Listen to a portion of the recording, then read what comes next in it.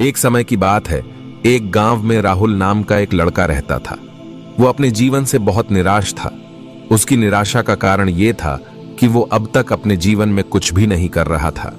उसके माता पिता उसे ताना मारते थे कि तेरे सभी दोस्त कुछ ना कुछ कर रहे हैं, लेकिन तुम अभी तक घर पर बैठे हो। अक्सर दोस्तों के बीच में भी उसका मजाक उड़ाया जाता था। जब भी कहीं जाता था तो लोग उससे पूछते थे कि तुम क्या कर रहे हो। उसे ये बताने में शर्म आती थी कि वो कुछ भी नहीं करता है। धीरे धीरे उसने रिश्तेदारों के यहां जाना और लोगों से मिलना जुलना कम कर दिया। वो ज्यादातर समय घर पर ही रहता था। वो अकेला रोता और भगवान को कोसता और अपनी किस्मत को दोष देता था। अब उसे अपना जीवन बोझ लगता है। कभी कभी वो सोचता है कि जब वो कुछ भी करने लायक नहीं है तो उसके जीवित रहने का क्या फायदा, उसे मर जाना चाहिए। फिर एक दिन वो अपने गांव की एक सड़क से गुजर रहा था। तभी उसने एक सन्यासी को दुख पर प्रवचन देते देखा, तो वो भी उसी भीड़ में सबसे पीछे बैठ गया और सन्यासी का प्रवचन सुनने लगा। सन्यासी कह रहे थे कि दुख एक सन्यासी की तरह है जो हमें जीवन की सच्चाई दिखाता है, जो हमें जीने का सही तरीका सिखाता है। यदि आप चाहे तो आप भी अपने गुरु से जीवन जीना सीख सकते हैं, और आप चाहे तो बैठकर उसी गम में डूबकर रो सकते हैं। राहुल भी ये सारी बातें ध्यान से सुन रहा था, लेकिन उसे सन्यासी की ये बातें पसंद नहीं आई। उसने खड़े होकर कहा कि कुछ भी सिखाने से उदासी दूर नहीं होती, दुख ही दुख देता है। दुख की पीड़ा अनंत है। ऐसा लगता है जैसे इसके बाद कुछ नहीं होने वाला, कुछ मिलता नहीं, मौत भी उसके सामने छोटी लगती है। सन्यासी ने कहा, फिर तुम्हें क्या दुख है?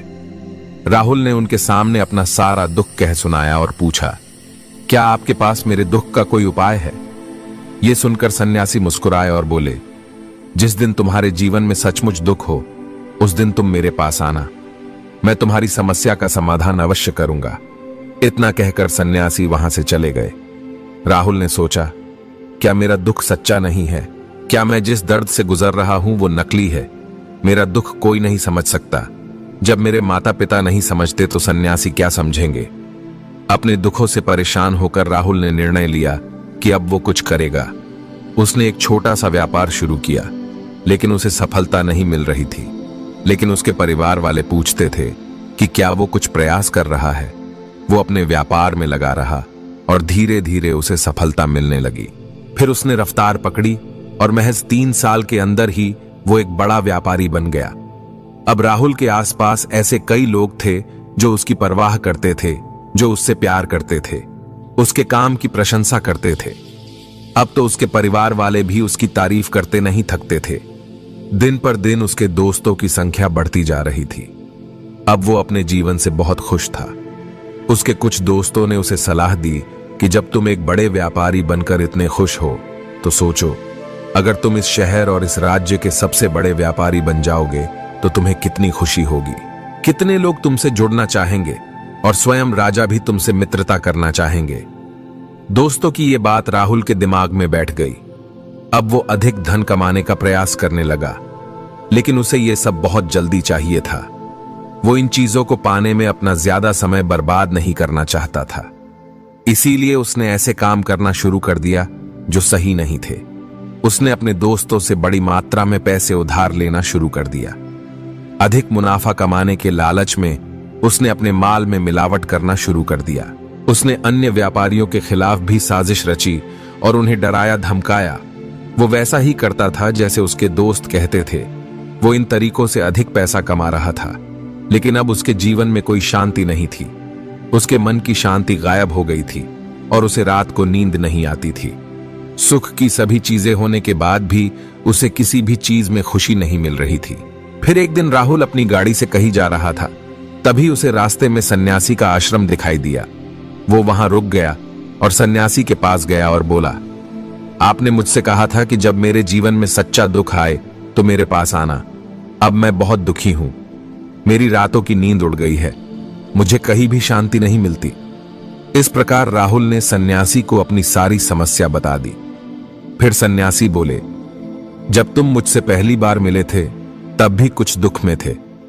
तुमने क्या सीखा? राहुल ने कहा कि मैंने सीखा कि सिर्फ सोचने और चिंता करने से कुछ नहीं होता। अपनी सोच को साकार करने के लिए कार्यवाही करना जरूरी है और सिर्फ काम करने से कुछ नहीं होता। अपने काम को अंतिम चरण तक ले जाना भी जरूरी है। चाहे रास्ते में कितनी भी कठिनाइयां आए, मन कितना भी निराश हो, कितना भी लगे कि अब कुछ नहीं होने वाला, तभी यकीन मानिए कि मैं जो भी कर रहा हूं उसमें जरूर सफल होऊंगा। लोग सिर्फ सफल लोगों की ही इज्जत करते हैं, चाहे कोई कितना भी अच्छा क्यों ना हो। लोगों की नजरों में वो हमेशा बोझ ही होता है। ये सब सुनकर सन्यासी मुस्कुराए और बोले, ये वास्तविक दुख नहीं है। जब तुम्हारे जीवन में वास्तविक दुख हो तो मेरे पास आओ, मैं इसे ठीक कर दूंगा। राहुल ने जाते समय सन्यासी को सोने के सिक्कों से भरा एक घड़ा दिया। घड़े को देखकर सन्यासी ने कहा कि ये मेरे किसी काम का नहीं है, उस पेड़ के नीचे गड्ढा खोद कर गाड़ दो। सन्यासी के कहे अनुसार राहुल ने घड़ा पेड़ के नीचे दबा दिया और वहां से चला गया। कुछ दिनों तक व्यापार अच्छा चलने लगा, लेकिन व्यापार के गलत तरीके के कारण धीरे धीरे उसे व्यापार में घाटा होने लगा।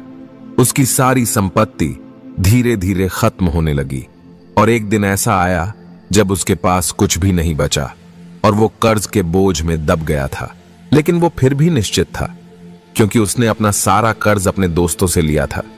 उसने सोचा था कि उसके दोस्त बुरे समय में उसका साथ देंगे, लेकिन ऐसा कुछ नहीं हुआ। बुरा वक्त आते ही दोस्त सबसे पहले उससे उधार मांगने लगे। कर्ज न लौट आने पर उन्होंने उसे जान से मारने की धमकी भी दी। उसके सभी शुभचिंतकों और प्रियजनों ने उससे मुंह मोड़ लिया। उसके दोस्त जो उसके साथ मौज मस्ती करते थे, अब उससे दूर भाग रहे थे। उसके परिवार वाले उसकी गलतियां और कमियां गिनाने लगे। उसकी सारी संपत्ति नीलाम हो गई और उसके पास कुछ भी नहीं बचा। उसके आसपास कोई नहीं था जो उसका दुख समझ सके, जो उसे संभाल सके। लोगों के इस धोखे से वो अंदर से टूट गया था। सोचने लगा था कि अब जीने का क्या मतलब, अब तो मौत ही सहारा है। वो आत्महत्या करने के लिए पहाड़ी पर गया। तब उसे याद आया कि सन्यासी ने उससे कहा था कि जब तुम्हारे जीवन में कोई वास्तविक दुख हो तो मेरे पास आना। फिर राहुल सन्यासी के पास गया और अपनी सारी व्यथा बताई। आंखों में आंसू भरते हुए उसने कहा, कृपया मेरे दुख का निवारण करे। सन्यासी ने फिर कहा कि जब तुम्हें जीवन में वास्तविक दुख हो तो मेरे पास आना, मैं उसे अवश्य ठीक कर दूंगा। राहुल ने कहा कि इस समय मेरे जीवन में जो हो रहा है वो दुख नहीं है, आखिर वास्तविक दुख क्या है? फिर सन्यासी ने कहा कि सबसे पहले तुम मुझे बताओ कि तुमने अपने कष्ट से क्या सीखा। राहुल ने कहा कि मैंने सीखा है कि जो लोग हमारी सफलता और प्रगति के कारण हमारे जीवन में आए हैं, वो निश्चित रूप से हमें धोखा देंगे, क्योंकि वे बुरे समय में हमारे साथ नहीं खड़े होंगे। वो केवल हमारा फायदा उठाएंगे। अच्छे समय में और बुरे समय में हमारा साथ छोड़ देते हैं। भरोसा उन्हीं पर करो जो हमारे बुरे वक्त में हमारा साथ देते हैं। लेकिन ऐसे लोग बहुत कम होते हैं, लेकिन जिनके पास होते हैं उन्हें उनकी कद्र करनी चाहिए, उनका अपमान नहीं करना चाहिए। मैंने ये भी सीखा है कि कभी भी किसी के खिलाफ साजिश नहीं करना चाहिए। अपना काम ईमानदारी और धैर्य से करना चाहिए और कभी भी लालच नहीं करना चाहिए। अपने सारे दुख और अनुभव सुनाने के बाद राहुल सन्यासी के पास बैठ गया।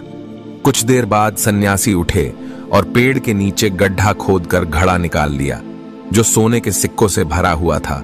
उन्होंने उन्हें राहुल को दे दिया और कहा कि जब तुम्हारे जीवन में वास्तविक दुख हो तो मेरे पास आना।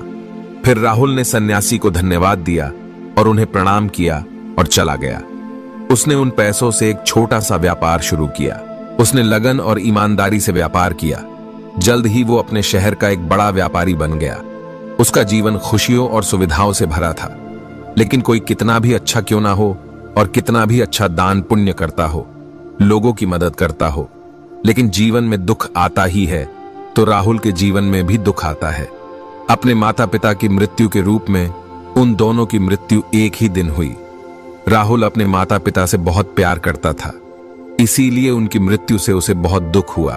वो दोनों के शवों को शमशान में ले गया, जहां उनका अंतिम संस्कार किया गया। वहां उसने अपने माता पिता का शव जलते हुए देखा तो उसका मन बेचैन हो गया। उसके मन में कई प्रश्न उठने लगे। वो घर वापस आ गया तो उसने अपने माता पिता के घर और संपत्ति की ओर देखा। उसके लिए उसके पिता हमेशा लड़ते रहे। आज वो वीरान पड़ी है। जिन्होंने इसकी देखभाल की, जिन्होंने इसके लिए संघर्ष किया, वे इस दुनिया से चले गए। उसके पिता ने जो भी कमाया वो सब यही छूट गया। एक दिन पहले तक उसके पिता अपनी संपत्ति के लिए किसी से भी लड़ते रहते थे।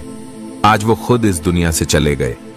ऐसे कई विचारों का बवंडर उसके दिमाग में चल रहा था। वो अंदर से अकेला और डरा हुआ महसूस कर रहा था।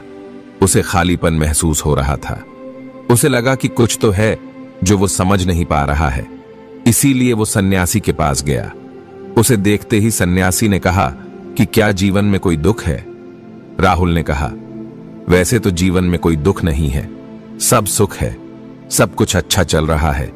लेकिन आज मेरे माता पिता की मृत्यु हो गई है। मैं इस घटना से बेहद दुखी और परेशान हूं। सन्यासी ने कहा, इसमें दुखी होने की क्या बात है? एक दिन सभी के प्रियजनों को मरना है। ना कोई कभी जीवित रहा है और ना कभी जीवित रहेगा। एक दिन तुम्हें भी मरना है। हो सकता है तुम कल ही मर जाओ या तुम आज ही मर सकते हो। राहुल ने कहा, ये आप क्या कह रहे हैं सन्यासी? मैं भी मर जाऊंगा, लेकिन मैं अभी जवान हूं। सन्यासी ने कहा कि हर कोई इस भ्रम में जी रहा है कि मौत केवल दूसरों को आती है, बूढ़े लोगों को आती है। लेकिन जवान बूढ़ों से पहले मर जाते हैं, बच्चे मर जाते हैं। मृत्यु का किसी की उम्र से लेना देना नहीं है, ये सभी को प्रभावित करती है। सन्यासी के ये शब्द राहुल के दिमाग में घुस गए और वो चुपचाप चला गया। लेकिन उसका मन अभी भी बेचैन था। वो खालीपन महसूस कर रहा था। वो सारा दिन अपने बारे में ही सोचता रहा कि वो कौन है, इस दुनिया में क्यों आया। क्या जीवन का लक्ष्य सिर्फ चीजों का उपभोग करना और मर जाना है? ऐसे कई सवाल उसके मन में लगातार उठ रहे थे, लेकिन उसे अपने किसी भी प्रश्न का उत्तर नहीं मिल पा रहा था और उसका दुख दिन पर दिन बढ़ता ही जा रहा था। तभी कुछ दिनों के बाद वो फिर सन्यासी के पास पहुंचा और बोला कि मैं बहुत दुखी हूं, क्योंकि मैं नहीं जान पा रहा हूं कि मैं कौन हूं और मैं संसार में क्यों आया हूं।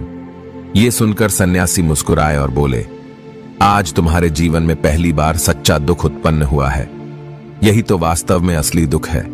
हम नहीं जानते कि हम कौन हैं, क्यों आए हैं और क्या करें, कैसे करें। राहुल ने सन्यासी से उसके दुख का निवारण करने को कहा। सन्यासी ने कहा कि हम सभी मनुष्य जीवन भर संग्रह करते रहते हैं।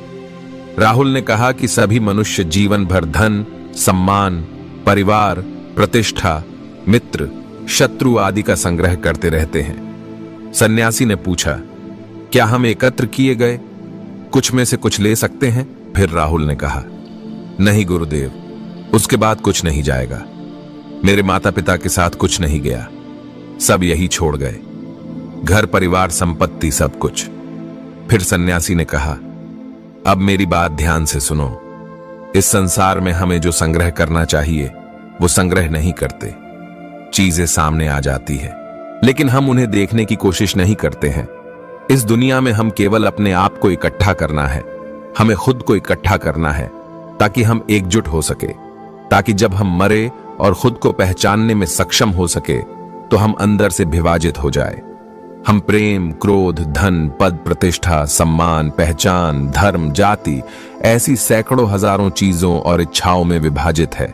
हम विभाजित हैं और टुकड़ों में जीवन जी रहे हैं। इस विभाजन के कारण हमारी चेतना कभी एक नहीं हो सकती। हमारी चेतना शक्ति बिखरी हुई है, इसलिए हमारे पास इतना समय नहीं है, इतनी ऊर्जा नहीं है कि हम पलटकर अपने भीतर देख सके। असल में धन, सम्मान और सुविधाओं की कमी को लोग दुख समझते हैं और जीवन भर जो दुख कहकर रोते रहते हैं और समाधान खोजने की कोशिश करते हैं, उन्हें कभी भी उसका समाधान नहीं मिल पाता, क्योंकि जिसे लोग दुख कहते हैं वो वास्तविक दुख नहीं है। ये सिर्फ आदमी की इच्छा है, उसकी इच्छा है जो अपूर्णीय है। इसलिए यहां व्यक्ति को कभी दुख नहीं मिला। ऐसे दुखों का समाधान, इसीलिए इन सब से परे, यदि आप अपने दुखों का अंतिम समाधान चाहते हैं तो सबसे पहले अपने आप को इकट्ठा करें। अपनी ऊर्जा को इस दुनिया से हटा दे और इकट्ठा करे और खुद पर ध्यान केंद्रित करे। मौत से पहले खुद को जाने बिखरे नहीं। फिर राहुल ने कहा, तो सन्यासी चाहे हम इस दुनिया को छोड़ दे, अपनी सभी इच्छाओं को मार देना चाहिए। किसी से प्रेम नहीं करना चाहिए, धन का संग्रह नहीं करना चाहिए, सम्मान की आशा छोड़ देनी चाहिए। फिर सन्यासी ने कहा कि बिखरे हुए मनुष्य की भावनाएं, इच्छाएं और इच्छाएं ऐसी ही निकलते हैं। जिस प्रकार पहाड़ से गिरता हुआ पत्थर जिस पर पहाड़ का कोई वश नहीं होता, शिवाय देखने के परेशान होने के और कुछ खोने के इस प्रकार बिखरे हुए मनुष्य की इच्छाएं अनियंत्रित और कष्टदायक होती है। उसका अनियंत्रित मन इच्छाएं और कल्पनाएं करता रहता है और इससे दुख होता है। लेकिन जब कोई व्यक्ति एकत्रित हो जाता है तो वो जो कुछ भी करता है वो उसके नियंत्रण में होता है। फिर उसकी इच्छा से इच्छाएं भी उत्पन्न होती है। फिर राहुल ने कहा कि आपने मेरे सच्चे दुख का निवारण कर दिया, बहुत बहुत धन्यवाद। अब से मैं खुद को संभालने की कोशिश करूंगा। सन्यासी ने कहा कि मानव शरीर में ऊर्जा और शक्ति बहुत है, लेकिन वो बेकार के कामों में बटा हुआ है, बेकार की चीजों में लगा हुआ है। ये ऐसा है जैसे एक बहुत शक्तिशाली मशीन एक बच्चे के हाथ में दे दी गई है और वो बिना सोचे समझे और बिना किसी नियंत्रण के अपनी शक्ति बर्बाद कर रहा है। इसीलिए अपनी चेतना की शक्ति पर ध्यान केंद्रित करे और इसे इकट्ठा करे। राहुल को अपने सवालों का उत्तर मिल गया। उसने सन्यासी को धन्यवाद दिया और चुपचाप चला गया। तो दोस्तों, मैं आशा करता हूं कि आपको इस वीडियो से काफी कुछ सीखने को मिला होगा। तो फिर मिलते हैं अगले वीडियो में।